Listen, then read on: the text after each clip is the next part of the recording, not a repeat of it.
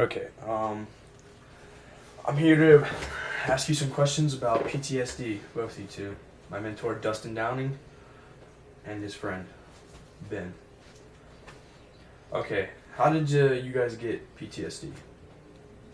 Um, we were both in combat in southern Afghanistan and Zari and Payani districts and anywhere else. The doctor said we had PTSD, so We were combat engineers and had to deal with a lot of explosives and see a lot of things, and I guess that's what caused it. Do you have any treatments for it? Any type of ways? medications, group therapy. I got a group. Go to group? Where do you go to group at? I go to the VA Medical Center over by off of Gum Branch, right down the road from Jacksonville High School. Okay.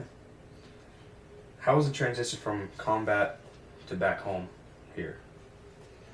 It was rough getting used to things, but after a while you get used to everything. So. You can't sniper check LTs anymore. That's when you salute them. You're not supposed to do that in combat. Do you feel the country has honored you in any type of way? Do you think they care about you guys, or do you think they don't? Yeah, they've been welcoming. Yeah, they're it's our generation is lucky that we have a community that supports the veterans. And there's a lot of programs that they're helping us with. So, Did you learn anything in the military? I learned a lot. What'd you learn? how to blow stuff up. You know, just how to be a better person, I guess. Okay. If you had a choice, would you do it all over again, or would you take a different route? I think I'd go back in if I could. For what? I'd go back in if I could. Oh no, I guarantee I would, hands down. I wouldn't change a damn thing. So you're saying that being in the military is a better life than being out here, not really doing anything? It's a lot of stability. So. And you have that camaraderie. I mean, you have that brotherhood that you don't have in a civilian life. What does it mean to be a veteran? It means a lot to serve your country. You get the respect for being a veteran. So. Does it make you feel like a better person every day that you protected everybody here in the United States? I'm proud for what I did, I guess. Yeah, you gotta look at it in the way that we were both a lot younger when we came back from Afghanistan. I don't know about everybody, but I would have never thought I'd be a 23-year-old combat veteran, went to war, came back. What did you learn about yourself from your experience in the military? Anything good? That I have a lot of patience. Because you gotta have patience to be in the military. So hurry up and wait. That's the universal language of the United States Army. Do you have a specific and favorite place to be stationed at while being I was only stationed in one place. So. Afghanistan was my favorite place. Hands down. Plus cigarettes were a lot cheaper. Do you have any vivid memories of being in Afghanistan? Yeah, there's a lot of vivid memories. Bullets. We had a buddy who he stepped on an IED and lost 3 limbs. That was a pretty messed up night. Did you ever have any problems when you come back home, having any syndromes or something like that, or you couldn't handle anything? You ever have anything go through your head that just doesn't feel right? Night terrors. Panic attacks. Don't like fireworks shows. Crowds of people. I drank a lot when I first got out. A lot. Yeah, we all did. I think that's one of those transitions that every vet makes, is they automatically turn to alcohol because that's what they tell you in the military, that you can do.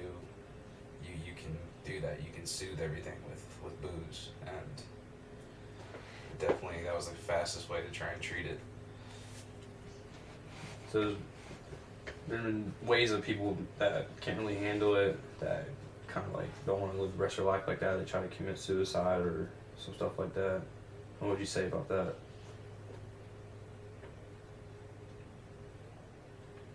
It's not worth committing suicide over. So. Do you think they could have changed that or something? You think someone could have been there? Well, that's what you. When you have a friend that loses the battle to PTSD and commits suicide, like our buddy Conklin did, that's that's something that you got to kind of live with, and I'll never let myself forget that, you know, a simple call once a week or something like that could have saved him, saved his life, and saved our family and his family that grief, you know. Yeah, that sucks. Do you think this country could have helped him more to prevent that? Like you said at the beginning, you said this country did a lot for you, and you think they do a lot. Do you think they could have prevented that? They can only do as much as he seeks help. If he doesn't seek the help to go to the group or whatever, then there's not much they can You think he was just scared to go talk to them? You think because they wouldn't help him? You think that? No, I think he was. I think he was foolish and selfish and refused to seek the help that he really did need when it was available, because he was afraid of what might be said about him, or something along the lines of his manhood being taken into question, and it's just the nature of the beast. He should have stepped up and said something though before it got there. So about 24/7, they have people out there that would help you with this, that will talk you through everything. So the people that are out there that do this for you. Yeah, I mean, there's always a veterans crisis hotline that you can call, but there's also like here it's on Campus Union, we have a mental health community services center that will actually send somebody to your home if you're having any issues, day or night, doesn't matter. You know, we're lucky to live in a big military community that has that. It's good. Thanks.